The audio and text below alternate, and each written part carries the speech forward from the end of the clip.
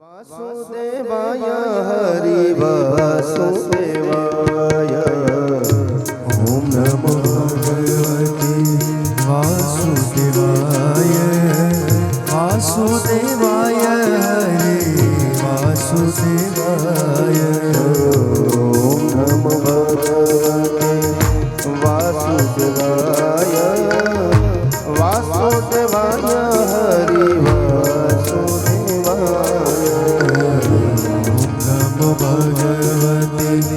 वासुदेवाय वासुदेवाय हरे वासुदेवाय ओम नमो भगवते वासुदेवाय वासुदेवाय हरे वासुदेवाय वासुदेवाय हरे वासुदेवाय वासुदेवाय हरे वासुदेवाय वासुदेवाय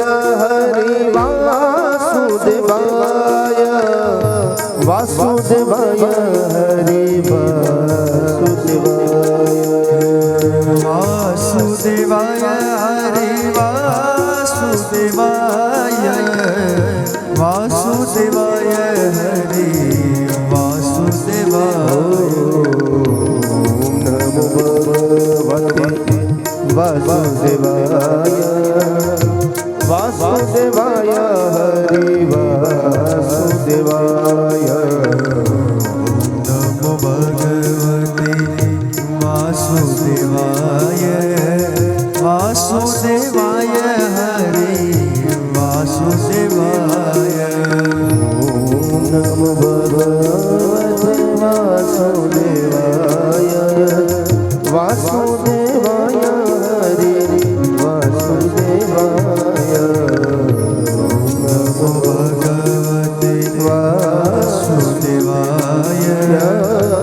वासुदेवाय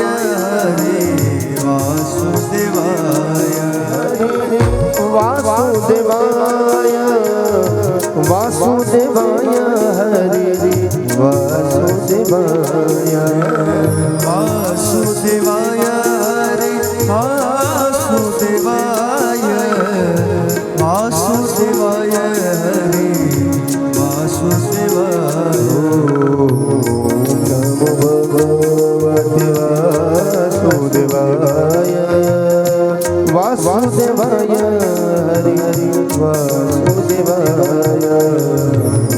नमो भगवते वासुदेवाय वासुदेवाय हरि वासुदेवाय हरि ओम नमो भगवते वासुदेवाय वासुदेवाय हरि वासुदेवाय ओम नमो भगवते वासुदेवाय वासुदेवाय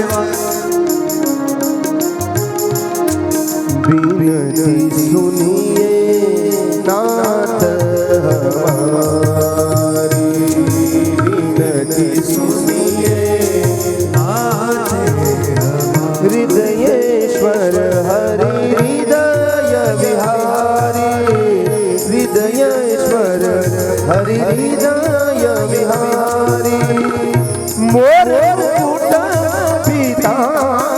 पीतांबरधारी ओम नमो भगवते वासुदेवाय वासुदेवाय हरि वासुदेवाय ओम नमो भगवते वासुदेवाय वासुदेवाय हरि वासुदेवाय नमो भगवते वासुदेवाय वासुदेवाय हरि वासुदेवाय ओ वासुदेवाय हरि वासुदेवाय वासुदेवाय हरि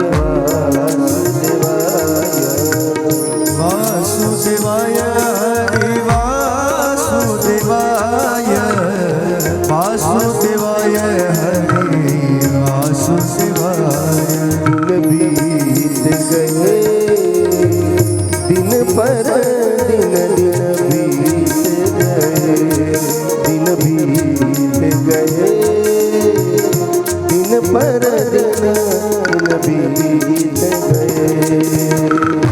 ओम नमो भगवते वासुदेवाय वासुदेवाय ओम नमो भगवते वासुदेवाय वासुदेवाय हरि वासुदेवाय। हरि ओम नमो भगवते वासुदेवाय वासुदेवाय हरि वासुदेवाय। हरि बोल जय जय राधा रमण हरि बोल जय जय राधा रमण हरि बोल जय जय राधा रमण हरि बोल जय जय राधा रमण हरि बोल जय जय राधा रमण हरि बोल हरि बोल जय जय राधा रमण हरि बोल। ओ आज मारे ओरडे आव्या अविनाशी अगबे आज मारे ओरडे आव्या अविनाशी अगबे। ओ निरीक्षणा भरी नटवर सुंदर श्री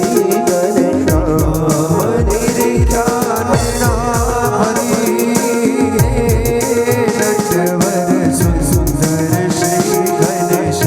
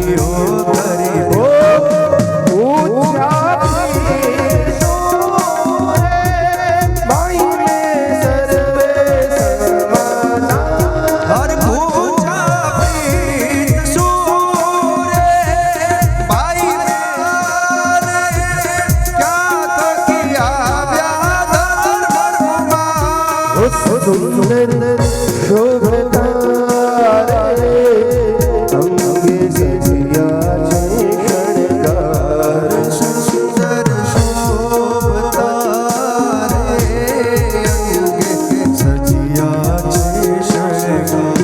ओ फेरे फेरे सूरे सुरंगी सुंदरनी सुख दे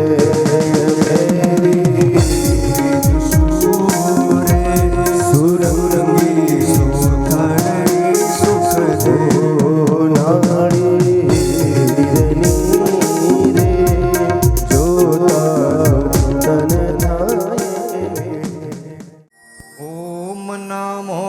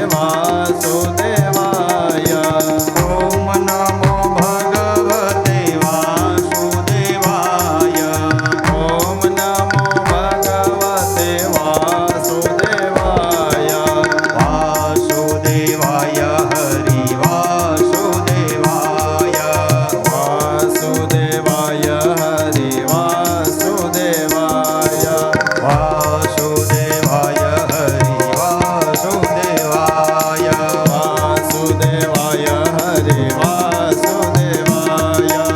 ઓમ નમો ભગવતે વાસુદેવાય.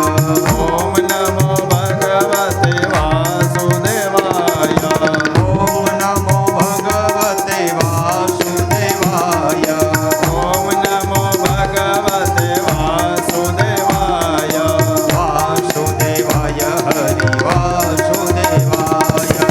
વાસુદેવાય હરે વાસુદેવાય. કૃષ્ણ કનૈયા લાલ.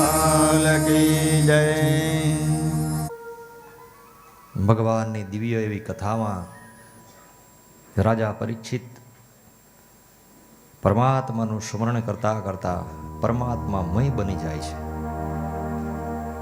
આંખની અંદર ભગવાન, કાનમાં ભગવાન, રોમ રોમની અંદર પરમાત્માનો વાસ થયો છે. આજે પરમાત્મા એના હૃદયની અંદર પ્રવેશ્યા છે. પરીક્ષિત રાજા ને હવે મોતની બીક નથી. જેની ભેગા ભગવાન હોય એને મૃત્યુનો કોઈ ડર લાગતો નથી. માણસ જીવનમાં ક્યારેય ડરતો નથી. ડરે ક્યારે? કે જ્યારે એને માથે મોત આવે ત્યારે. બધાને રહેવું છે, જાવું કોઈને છે નહીં, પણ મૃત્યુની બીક એને નથી લાગતી કે જેને ભગવાનને ભજી લીધા છે,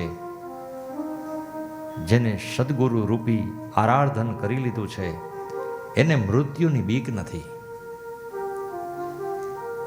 કારણ કે બીક એટલા માટે લાગે છે આપણને મરવાથી કે આપણે આ દેહ છોડીએ પણ દેહ ધારણ કરીને જેટલા જેટલા આપણાથી કર્મ, કુકર્મ, પાપ, દ્વેષ, નિંદા આ બધું થયું હોય ને એની યાદી આવે. કોઈ પણ વસ્તુની અંદર આપણે સામાન્ય એવું કોઈ પણ મકાન લીધું હોય, પ્લોટ લીધો હોય કે જમીન લીધી હોય, એની અંદર કદાચ આપણે થોડુંક જગ્યાને દબાવી હોય તોય આપણને ઉપરથી નોટિસ આવતી હોય કે આટલી જગ્યા તમારે 2 ઇંચ 4 આંગળ ખાલી કરવાની છે. તો વિચાર કરો, એની ડરથી આપણે 2 ઇંચ ઓછી મૂકી દઈએ છીએ વધારે. પણ પરમાત્માએ જે કર્મ કરવા માટે આપણને રવાના કર્યા છે એમાં આપણે કાંઈ મૂકતા જ નથી. મૂકવાનું છે શું?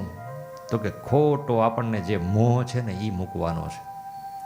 આ જીવનમાં આપણે એકલા આવ્યા છીએ, એકલા જવાનું છે, સાથે કાંઈ નથી આવવાનું કે કોઈ આવવાનું નથી.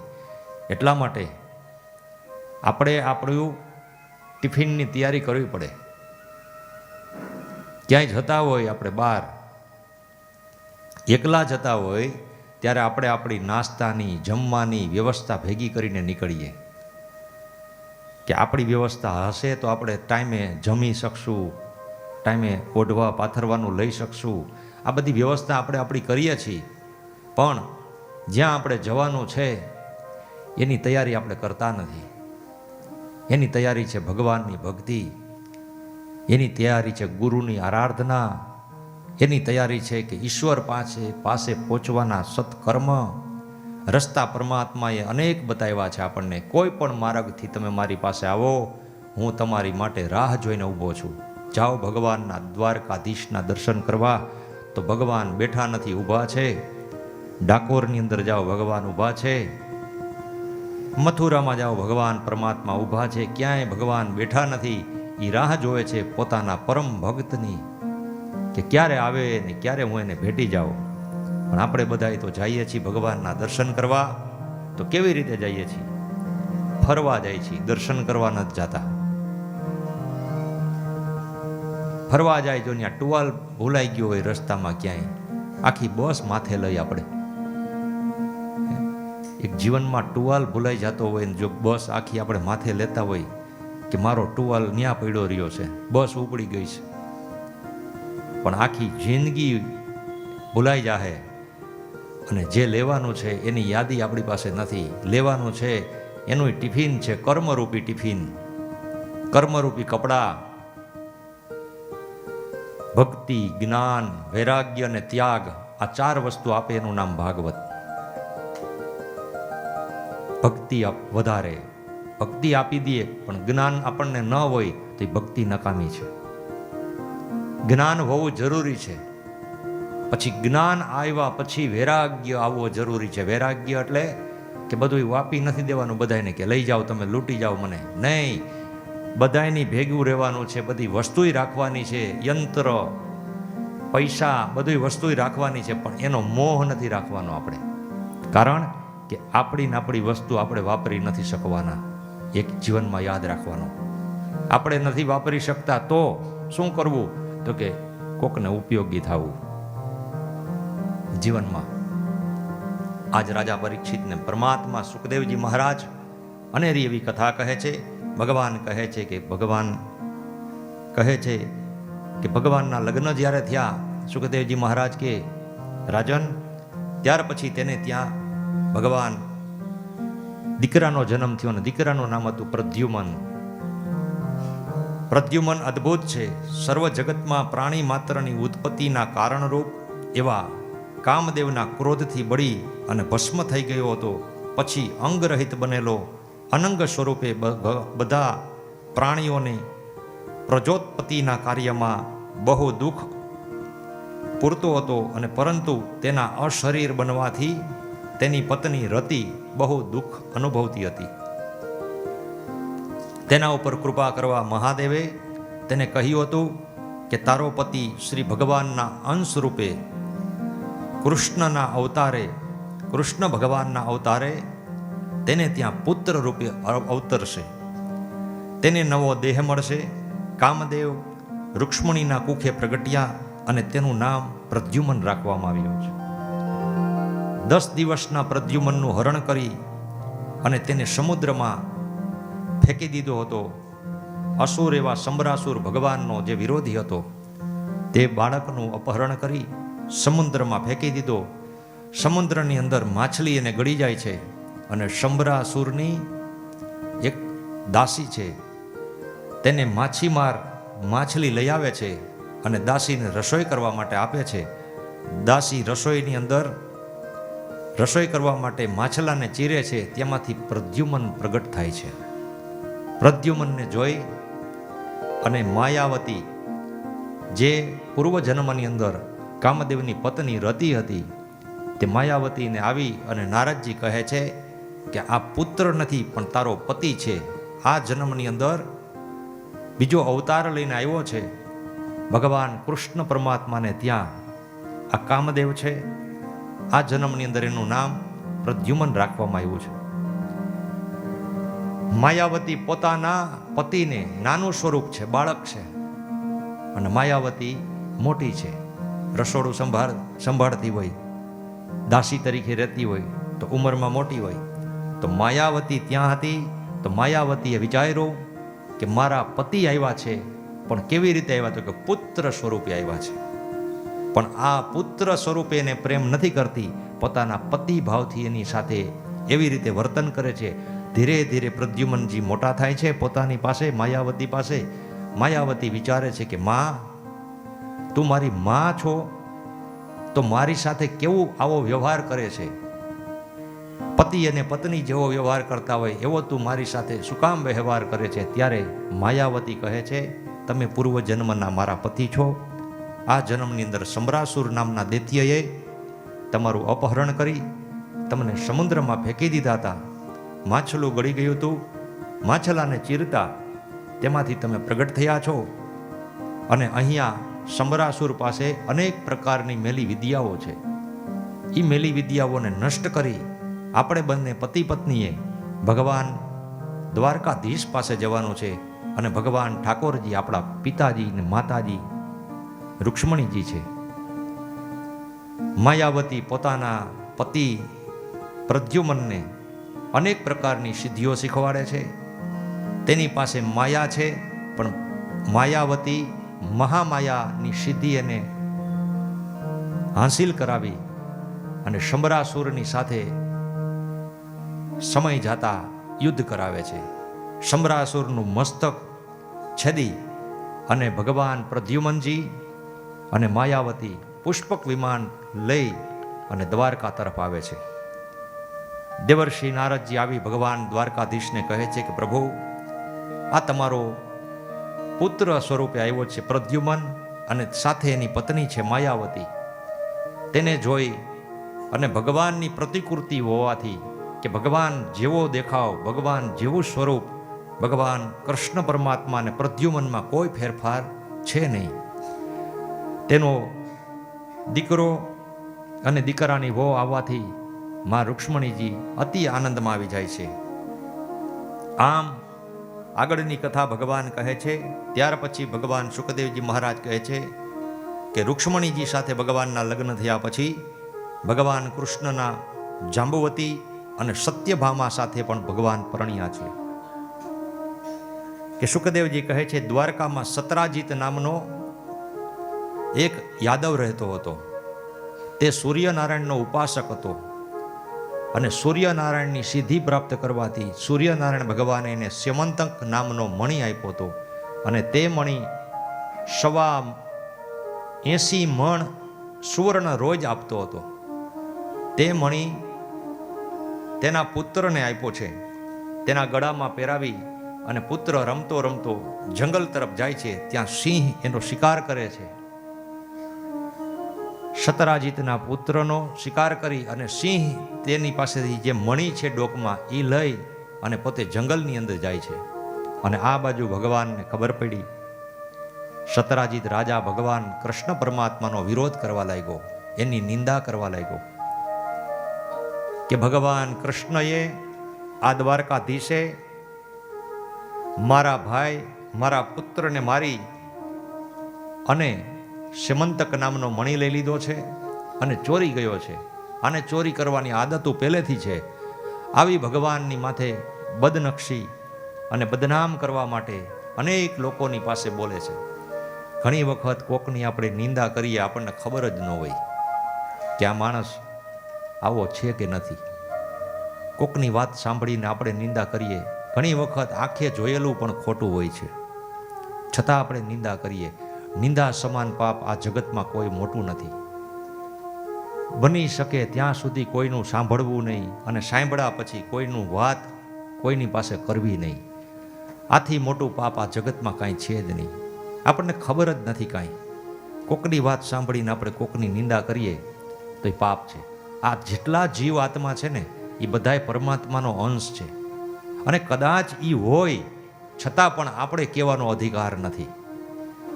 કોઈ કર્મ સારું કરશે એને ઈશ્વર સારું ફળ આપશે, ખરાબ કર્મ કરશે એને ઈશ્વર ખરાબ ફળનું પણ એને ફળ આપશે.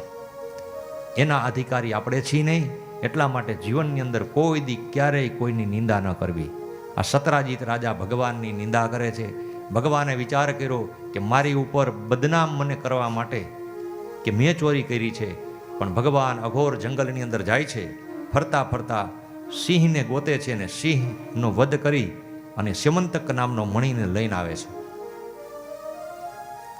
મણિ લઈને આવે છે અને મણિ બધાને દેખતા સતરાજીત રાજાને આપે છે કે આ મણિ હું ચોરી નથી ગયો, પણ તારા ભાઈનો શિકાર કર્યો છે સિંહે, અને આ સિંહની પાસે હતો ત્યાંથી હું લઈ આવ્યો છું આ સ્યમંતક મણિ. પછી તો કેવી વાત લાગે, આપણે કોકની વાત ખરાબ કરી હોય અને એ માયલું કાંઈ હોય જ નહીં, અને પછી એ જ માણસ આપણી સામે આવે ત્યારે આપણે શું બોલી શકીએ? આપણી પાસે કોઈ શબ્દ ન હોય. એમ સતરાજીત નામના રાજા પાસે કોઈ શબ્દ નથી ભગવાનને કહેવા માટે. ત્યારે ભગવાનની પાસે સંબંધ જોડવા માટે પોતાની દીકરી સત્યભામા ભગવાનની સાથે પરણાવે છે કે તમે મારા સગા બનો અને હું મારી પુત્રી તમને અર્પિત કરું છું. ભગવાને તેની દીકરીનો સ્વીકાર કર્યો, પણ સ્યમંતક નામના મણિનો સ્વીકાર એને કર્યો નથી. ભગવાને કીધું આ મણિ કોઈ સારા રાજાને આપી દો. તે રાજાને આપ્યો, ઉગ્રસેન રાજાને, કે જે પ્રજા માટે આજ કોઈ પણ વસ્તુ કાંઈ પણ આવતી હોય ને તો આપણા એકલા માટે નથી આવતી, એ અનેક લોકો માટે આવે છે. આપણા ઘરની અંદર કાંઈ પણ આપણે કમાણી કરીએ છીએ ને એ કમાણી આપણને એકલાને ભગવાન નથી દેતા. તો ભગવાન એમ કહે છે કે તમારો જે હિસ્સો છે હિસ્સામાંથી તમે પ્રકારના ભાગ કાઢો. આજે આ પશુ પક્ષી આ બધાય નાના નાના કીટાણુ જીવ જંતુ આ બધાય છે, એનો બધાયનો ખોરાક છે. શું? તો કે એને આપણે આપવાનું છે. એ લોકોને ફેક્ટરી નથી, એ લોકોના બેંકના ખાતા નથી, તો આપણે એનો આપણો અધિકાર છે. એને આપણે ભજન કરવું ને એને ભોજન કરાવવું. આપણા હિસ્સામાંથી જે આવતું હોય, 100 રૂપિયા આવતા હોય તો એમાંથી રોજને માટે 5 રૂપિયા કાઢવા.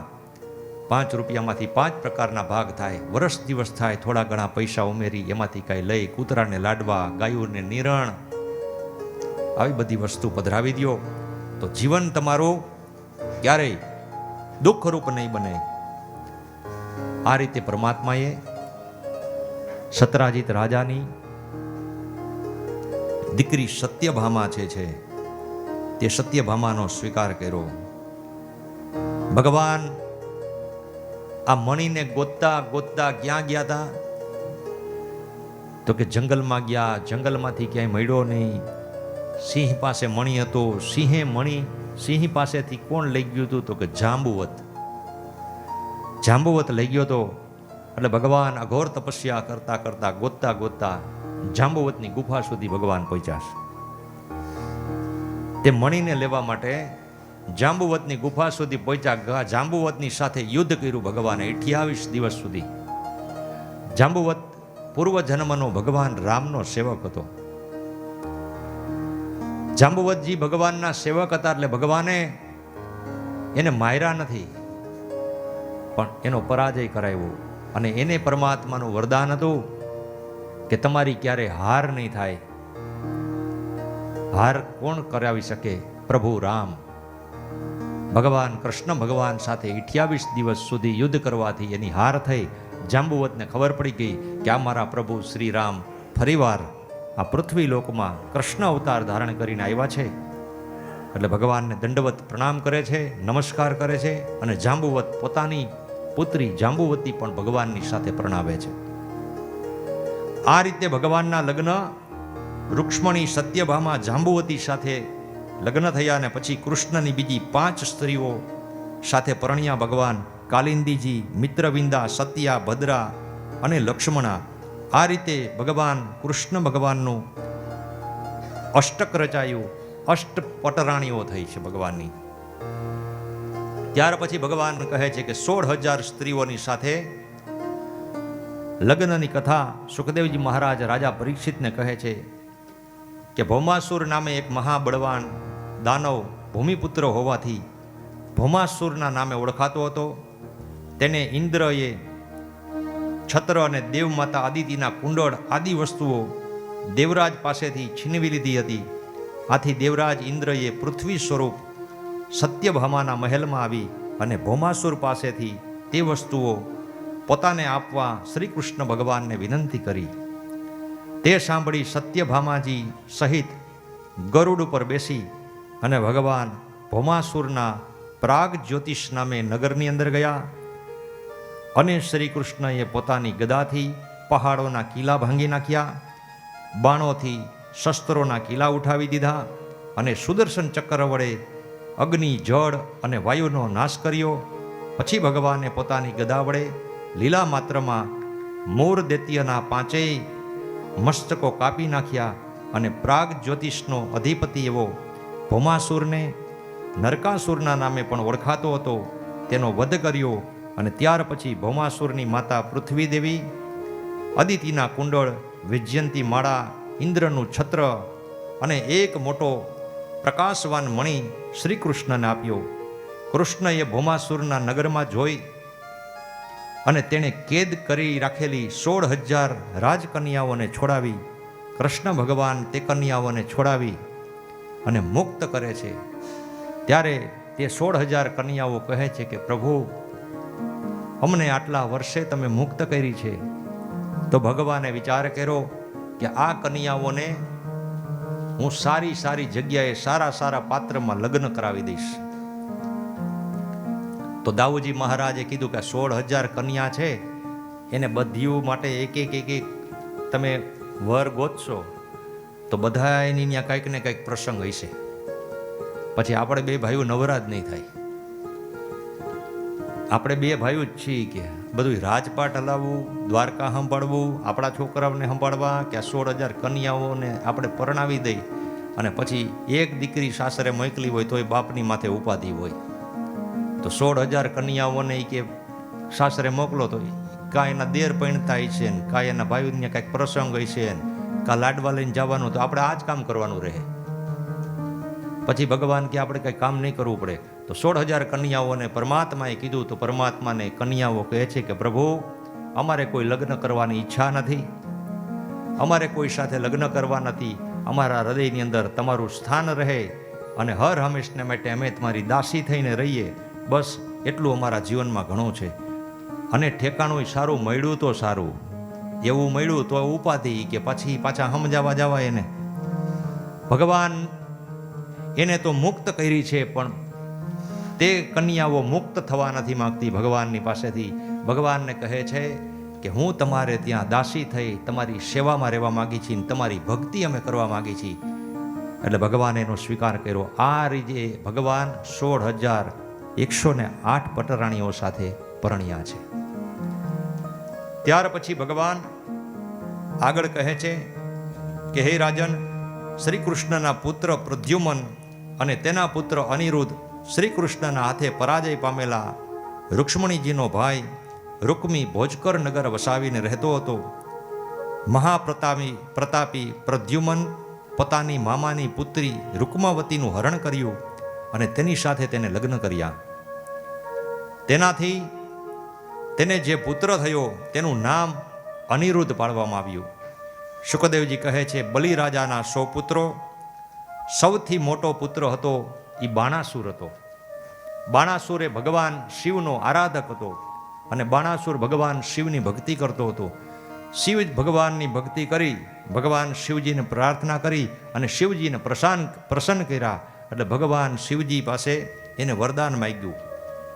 ભગવાન ભોળાનાથ કે માગ તારે શું જોઈએ? તો કે મને 10,000 હાથ આપો.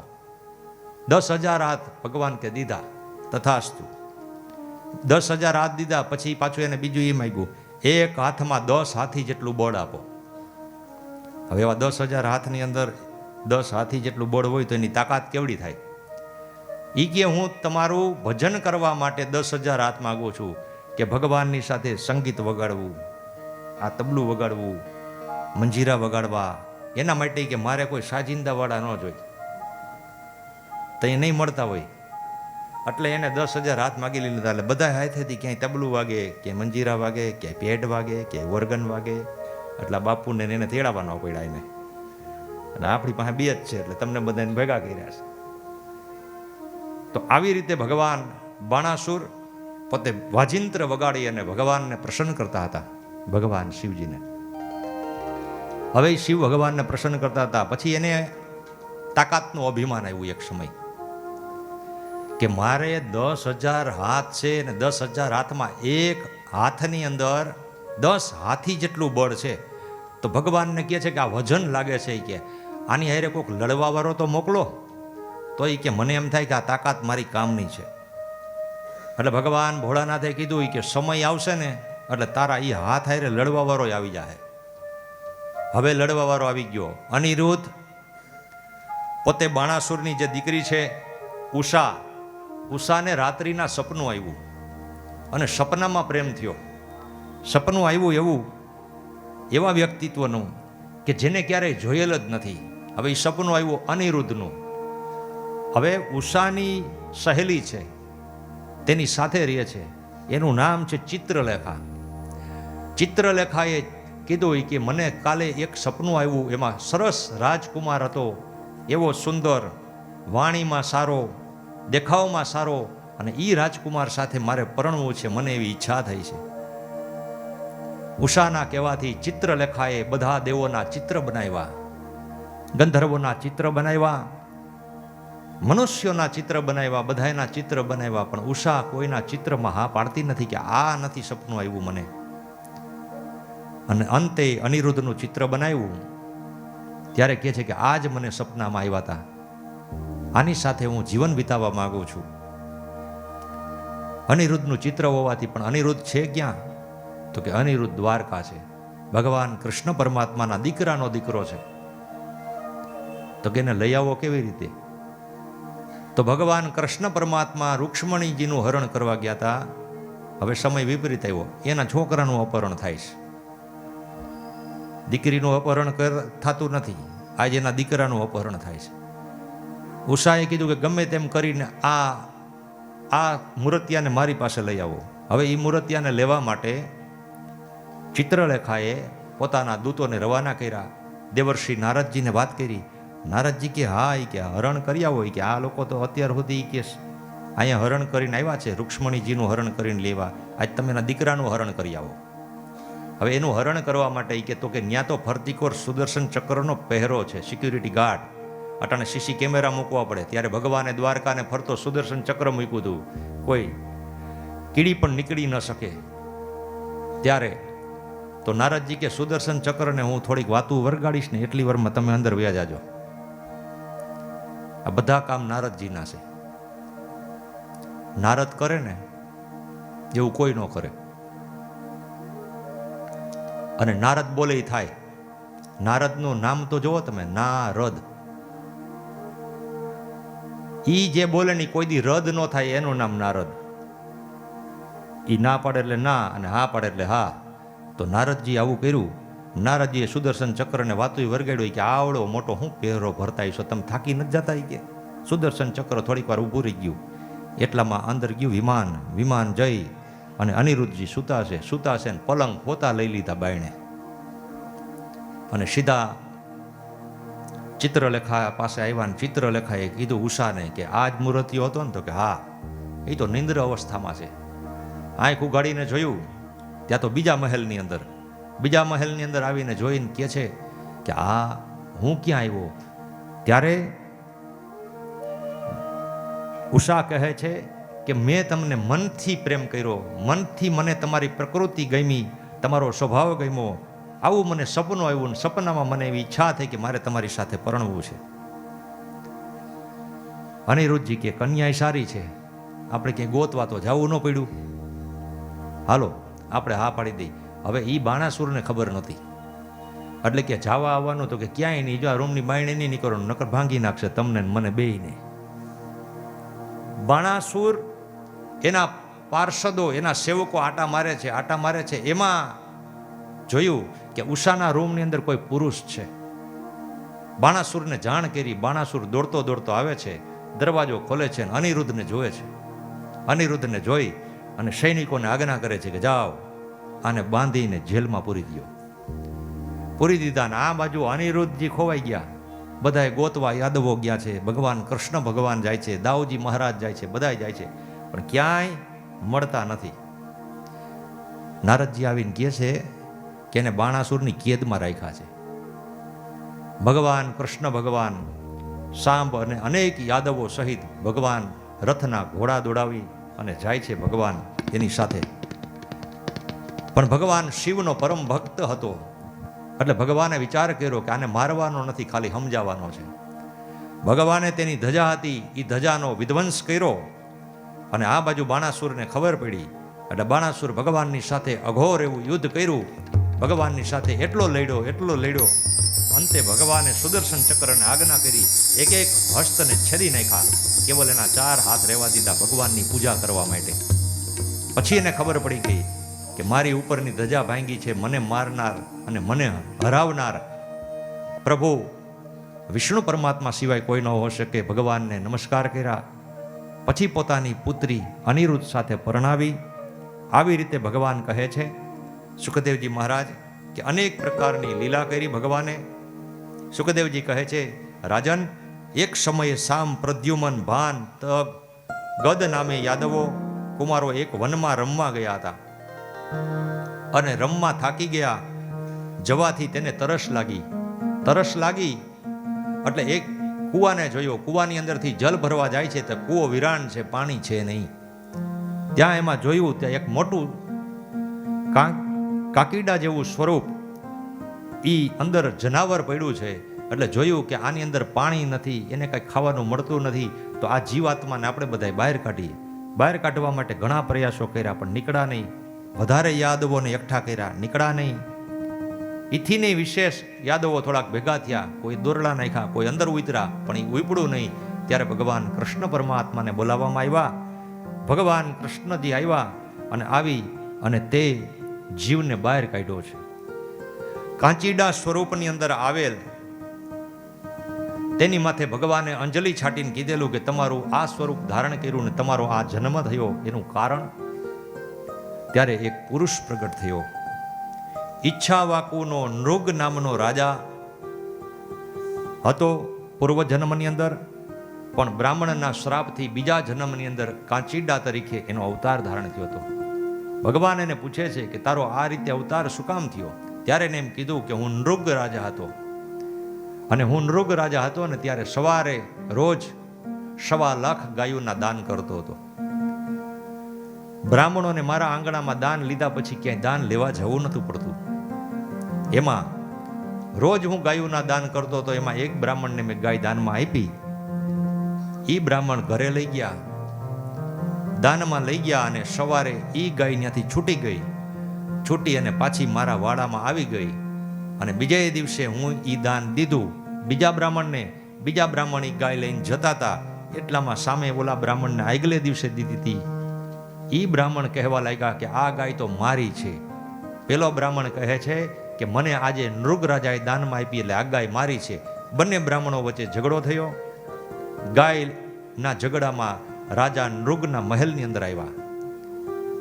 રાજાને કહે છે, રાજા નિર્ણય કરો તમે, આ ગાય મને તમે પરમ દિવસે દાનમાં આપી હતી. પેલા બ્રાહ્મણ કહે છે કે મને આજે તમે દાનમાં આપી છે.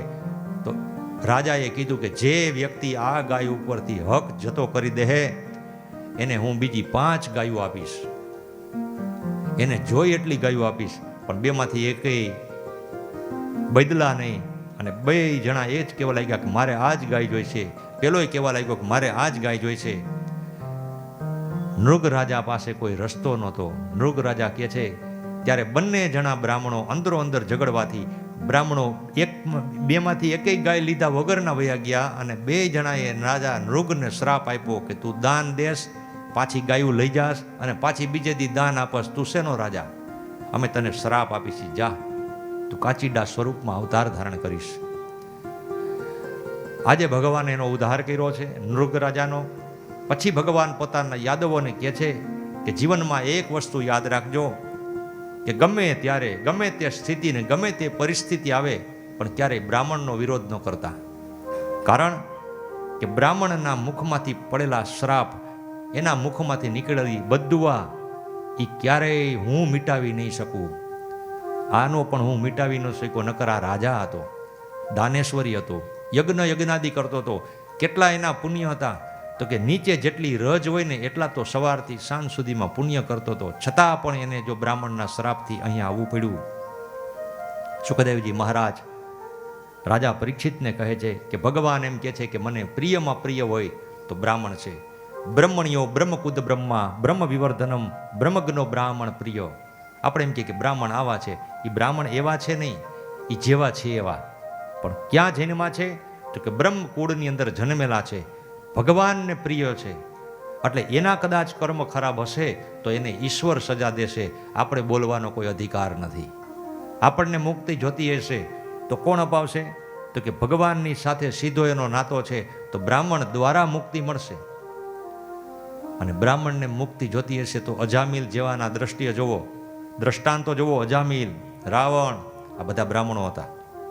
તો એને જીવનની અંદર પાપ ઘણા કર્યા હતા, છતાંય અંત સમયે એને હરિનું સ્મરણ કરી લીધું તોય ભગવાન એને મુક્તિ આપી દીધી. કારણ કે એનો છેડો છે એની હારે. એટલા માટે ક્યારેય જીવનની અંદર બ્રાહ્મણનો દ્વેષ અને બ્રાહ્મણની નિંદા કરવી નહીં. આ રીતે ભગવાન પોતાના સાથીઓને કહે છે. ત્યાર પછી ભગવાન કહે છે સુખદેવજી મહારાજ કે હે રાજન, હવે ધ્યાનપૂર્વક સાંભળ. બલરામ સહિત શ્રી કૃષ્ણએ દૈત્યોનો વધ કર્યો અને પાંડવો વચ્ચે કલેશ ઉપજાવી મહાભારતના યુદ્ધમાં અનેક અધર્મી રાજાઓને તથા કૌરવોનો નાશ કર્યો. એ રીતે પૃથ્વીનો ભાર ઉતાર્યો. પરંતુ તેમણે લાગ્યું કે હજી સુધી પૃથ્વીનો ભાર સંપૂર્ણ રીતે ઉતર્યો નથી. ભગવાને વિચાર્યું, મહાબળવાન એવા મારા યાદવો જ્યાં સુધી પૃથ્વી ઉપર ત્યાં સુધી પૃથ્વીનો ભાર તેવો ભારરૂપ બનીને રહેશે. તેથી ભગવાને વિચાર કર્યો કે દેવો પણ તેમને હરાવી શકે એમ નથી, કારણ કે તેઓ મારાથી રક્ષાયેલા છે. તેમના અંદરો અંદર કજિયો કરાવી પરસ્પરના હાથે એકબીજાનો સંહાર કરાવી અને પછી હું સ્વધામની અંદર જઈશ. આવો વિચાર કરી સત્ય સંકલ્પવાળા ભગવાન કૃષ્ણ ભગવાને ઋષિઓના શ્રાપના બહાને સમસ્ત યાદવ કુળનો સંહાર કરાવ્યો. સુખદેવજી મહારાજ કહે છે, રાજા, યાદવોને મળેલ ઋષિના શ્રાપની કથા હું તને કહું છું. ભગવાને એક વખત વિશ્વામિત્ર, દુર્વાસા, ભૃગુ, કશ્યપ આદિ મહાન ઋષિઓને યજ્ઞ કર્મ નિમિત્તે દ્વારકાની અંદર બોલાવ્યા હતા. તે કાર્ય પૂરું થતાં બધા ઋષિઓ પિંડારક નામના તીર્થમાં ગયા. તે સ્થળે કેટલાક યાદવો કુમારો વિહાર કરવા માટે પહોંચી ગયા હતા. દેવવશ તેમણે ઋષિઓની મસ્કરી કરવાનું મન થયું. તેથી જાંબુવતીના પુત્ર સાંબના પેટે તાંસળી બાંધી અને સ્ત્રીના કપડાં પહેરાવી અને બધા ઋષિમુનિઓ બેઠા હતા તેની પાસે જઈ અને કહે છે કે મહારાજ, તમે તો જ્યોતિષી છો, તમે જાણકાર છો, તપસ્વી છો, ઈશ્વર સાથે વાત કરનારા છો, તો અમે એવું પૂછવા આવ્યા છીએ કે આ સ્ત્રીના પેટે, આ ગર્ભવતી સ્ત્રી છે, આના પેટની અંદર દીકરી થશે કે દીકરો? ઋષિમુનિઓ તો જાણકાર હતા બધાએ, પણ ઋષિમુનિઓએ વિચાર્યું કે આની સાથે વાત નથી કરવી, કારણ કે આ ભગવાન કૃષ્ણ પરમાત્માનો પરિવાર છે, એને શું કહેવાનું હોય, ભલે મસ્કરી કરે આપણી. વિશ્વામિત્રએ જાતા કર્યા, બીજા ઋષિઓએ જાતા કર્યા, અનેક ઋષિઓ આવ્યા હતા. ત્યાં 88,000 ઋષિમુનિઓ. બધા ઋષિને પૂછવા જાય છે કે તમે જાણતા હોય તો બતાવો, આ સ્ત્રીની ત્યાં દીકરી થશે કે દીકરો, દીકરી થશે કે દીકરો? કોઈ ઋષિએ કીધું નહીં. એમાં અંતે આવ્યા દુર્વાસા મુનિ પાસે. દુર્વાસા મુનિ પાસે આવ્યા ને દુર્વાસા મુનિએ જોયું, આંખ બંધ કરીને જોયું કે આ તો સ્ત્રી નથી, આ પુરુષ છે ને અમારા સાધુ સંતોની મસ્કરી કરે છે. એટલે દુર્વાસા મુનિ અતિ ક્રોધી હતા અને દુર્વાસાએ એને શ્રાપ આપ્યો. એ કે આના પેટે દીકરી નહીં થાય, દીકરોય નહીં થાય, પણ તમારા કુળનો વિનાશ કરનારું મુસળ પેદા થશે. હવે એને તાંસળી કાઢી પેટેથી, તો એમાં એક લોખંડનો ટુકડો નીકળ્યો. લોખંડનો ટુકડો નીકળ્યો અને બધા યાદવો ગભરાઈ ગયા અને પોતાના દાદા ઉગ્રસેન પાસે જઈ અને કહે છે કે દાદા, ભગવાનને ન વાત કરી, દાઉજી મહારાજને ન વાત કરી, અને દાદાને વાત કરી કે દાદા, અમે આ ઋષિનો આવી રીતના આમ વાત કરી, મસ્કરી કરી, એને અમને શ્રાપ આપ્યો અને એમાંથી જો આ લોખંડનો ટુકડો નીકળ્યો. ઉગ્રસેન રાજા કહે છે કે આ તમે ખોટું કર્યું છે. ક્યારેય જીવનમાં કોઈ બ્રાહ્મણ, કોઈ સાધુ, કોઈ સંતની મસ્કરી ક્યારેય ન કરાય જીવનમાં. એ ગમે તેવા હોય, આપણે એની મસ્કરી કરાતી નથી. એનો આદર કરો, એનો સત્કાર કરો. ત્યારે ઉગ્રસેનજી કહે છે કે હવે આનો વિકલ્પ નથી, પણ આનો ભૂકો કરી નાખો. ભૂકો કરીને સમુદ્રમાં ફેંકી દો. એને ભૂકો કર્યો અને થોડોક ટુકડો વધ્યો. એ ટુકડો સમુદ્રમાં ફેંકી દીધો. એ માછલું ગળી ગયું. અને બીજો ભૂકો હતો, એ સમુદ્રની અંદર દરિયાના કિનારે એ ભૂકો પડ્યો. એમાં ત્યાં ઘાસ ઉગ્યું. એ ઘાસ હતું એરકા નામનું ઘાસ. આમ કરતા કરતા ભગવાન કહે છે કે એ માછલું ગળી ગયું ને, એક શિકારીએ માછલાને પકડ્યું અને તે પારધી લઈ આવે છે. જરા નામનો પારધી માછલાને ચીરે છે, એમાંથી લોખંડનો ટુકડો નીકળે છે અને એ પારધી પોતાના બાણનું ફણું બનાવે છે. આવી રીતે બધાએ ભગવાન કહે છે કે બ્રાહ્મણનો શ્રાપ વ્યર્થ કરવા માટે ભગવાન સમર્થ હતા, પણ ભગવાનની ઈચ્છા હતી કે મારા છે એને મારી હાથે જ હું મુક્તિ અને સ્વધામની અંદર પહોંચાડું. આમ અનેક પ્રકારના મોટા મોટા અપશુકનો થવા માંડ્યા દ્વારકાની અંદર. વૃદ્ધ યાદવો ભગવાન પાસે આવ્યા અને કહ્યું, આપણે ઋષિના શ્રાપમાંથી હવે અહીં રહેવું ઈષ્ટ નથી, માટે આપણે પ્રભાસ ક્ષેત્રમાં જઈ. ભગવાને તેમની વાતનો સ્વીકાર કર્યો અને સૌ લોકો પ્રભાસ ક્ષેત્રમાં રહેવા આવ્યા છે. ઉદ્ધવને આ વાતની જાણની ખબર પડી. ભગવાનના મન વાત જાણી ગયા. યાદવોનો સહાર કરી અને ભગવાન સ્વધામ પધારવા માંગે છે. તેઓ ભગવાન પાસે દોડી ગયા અને કહે કે હે પ્રભુ, હું આપને શરણે આવ્યો છું. આપના વિરહમાં હું જીવી નહીં શકું. તમે જ્યાં જવાના હોય ત્યાં મને લઈ જાઓ. ભગવાને કહ્યું, ઉદ્ધવ, જ્યારે હું પૃથ્વી ઉપર આવ્યો ત્યારે હું તને સાથે લાવ્યો નથી. તું આવ્યો ત્યારે હું સાથે આવ્યો નહોતો. હું એકલો આવ્યો છું, મારે એકલા જવાનું છે, એમ તારે પણ એકલો આવ્યો અને એકલા જવાનું છે. ભગવાનને કહે છે, પ્રભુ, હું તમારા વિયોગમાં રહી નહીં શકું. ભગવાન કહે છે, ભગવાને તેને બ્રહ્મ જ્ઞાનનો ઉપદેશ કર્યો કે આ સંસાર અસત્ય છે, એકમાત્ર આત્મા જ સત્ય છે, માટે સંસારનો ત્યાગ કરી પરમાત્માને ભજ. ઉદ્ધવે કહ્યું, ભગવાન, ત્યાગનો માર્ગ કઠિન છે, મને કોઈ સહેલો માર્ગ બતાવો, મારા ઉપર કૃપા કરો. ભગવાને કહ્યું, ઉદ્ધવ, મેં તો તારી ઉપર કૃપા કરી જ છે. તને મનુષ્યનો મેં જન્મ આપ્યો છે. હવે તારે તે દેહથી પ્રભુની પ્રાપ્તિનો માર્ગ અને ભક્તિ આદિ માર્ગોનું ચિંતન કરી તારી જાત ઉપર કૃપા કરવાની છે. જીવનો ગુરુ જીવ પોતે જ છે. ઉદ્ધવ, તું સર્વ પદાર્થમાં મારા દર્શન કરજે, એ જ મને પ્રાપ્ત કરવાનું સૌથી સરળ ઉપાય છે. ઉદ્ધવે કહ્યું, પ્રભુ, હું આપે કહ્યા પ્રમાણે કરીશ, પરંતુ મને આત્મા તત્વનો ઉપદેશ કરો. આપના વગર તેનો ઉપદેશ મને કોણ કરી શકશે? ભગવાને કહ્યું, મનુષ્યને જીવનની અંદર કાંઈ પણ જોતું હોય તો એના માટે ગુરુની જરૂર પડે છે. તો જીવનની અંદર તું ગુરુને ધારણ કર. તને ગુરુ સાચી દિશા બતાવશે. ગુરુ દ્વારા તારા જીવનની અંદર મુક્તિ મળશે. ગુરુ દ્વારા તારા જીવનની અંદર મોક્ષની તને પ્રાપ્તિ થશે. ભગવાને કહ્યું કે હે રાજન,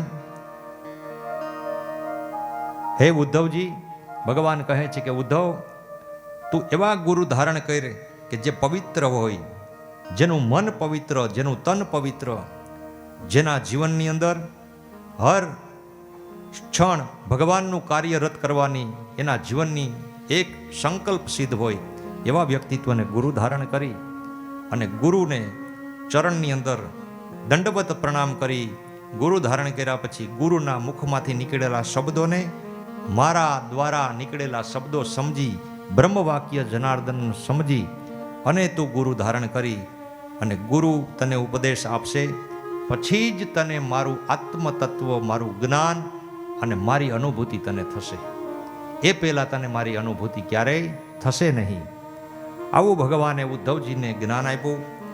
ત્યાર પછી ભગવાન કહે છે કે ગુરુ દત્તાત્રેયે 24 પ્રકારના ગુરુ ધારણ કર્યા હતા. તો ગુરુ એક નથી, ગુરુ અનેક છે. કે અનેક પ્રકારથી ગુરુ આપણું રક્ષણ કરે. કોઈ આપણને જન્મ આપે, પ્રથમ આપણા માતા અને પિતા ગુરુ છે. પછી આપણને કોઈ દીક્ષા આપે, એ આપણા ગુરુ છે. કોઈ આપણને દિશા બતાવે, એ આપણા ગુરુ છે. આપણને ભણાવે ગણાવે, એ પણ આપણા ગુરુ છે. આપણને ધંધા રોજગારની અંદર ચડાવે, એ પણ આપણા ગુરુ છે. પણ જીવનની અંદર આપણે બધા કાકા હોય, બાપા હોય, એને કયા સ્થાનની અંદર માનીએ? તો કે બાપના સ્થાનની અંદર. કે મારા કાકા છે, મારા બાપુજીના ભાઈ છે, તો અમારા પિતા સમાન છે. બાપા હોય તો એને પિતા સમાન ગણીએ, પણ પિતા ન ગણીએ. પિતા તો આપણા પિતા જ છે. એમ ગુરુ એક એવા હોવા જોઈએ જીવનની અંદર માણસને, કે એ ગુરુની દ્રષ્ટિ એવી હોવી જોઈએ. અને એ દ્રષ્ટિ દ્વારા આપણે સારી સૃષ્ટિ જોઈએ ને, તો જીવનમાં ક્યાંય આપણને પાપ કરવાની પ્રેરણા નહીં થાય. આપણા જીવનની અંદર ગુરુ ધારણ કર્યા પછી ધ્યાન મૂલમ ગુરુ મૂર્તિ, પૂજા મૂલમ ગુરુ પદમ, મંત્ર મૂલમ ગુરુ વાક્યમ અને મોક્ષ મૂલમ ગુરુ કૃપાહી. જો ગુરુની કૃપા હશે તો જ અંતે મુક્તિ મળશે. ગુરુની કૃપા હશે તો જ ભગવાનનું ધ્યાન ધરાશે આપણા જીવનની અંદર. ભગવાન આવી રીતે ઉપદેશ આપી અને પછી કૃષ્ણ દ્વારકામાં પ્રેરાયેલા યાદવોને નૌકા દ્વારા ઉતારી અને પ્રભાસ ક્ષેત્રમાં ગયા છે.